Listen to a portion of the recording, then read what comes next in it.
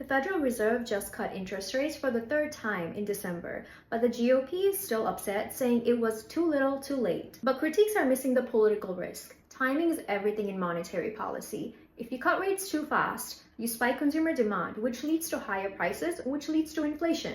But wait too long, you risk a deeper recession because the labor market begins to deteriorate. Trump has been desperate for low rates because on paper it would have created a short-term boom, something he could present as a win to his voters to hide the negative impact of his tariffs. Any macroeconomist worth the money can tell you that cutting rates too quickly would have spiked inflation.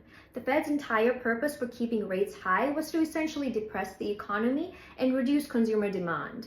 People spend less, save more, which causes prices to come down. High interest rates aren't a punishment at all. It's the most effective way to bring inflation down. But when it's time to cut rates, the Fed looks at these key factors: inflation and CPI index, unemployment numbers, so the weaker the job market, the higher the chances of rate cuts. They also look at the monthly jobs report and, of course, GDP growth and consumer spending. 2025 was supposed to be the year of aggressive rate cuts, but the Fed had to stay cautious because the erratic trade policies drove prices up.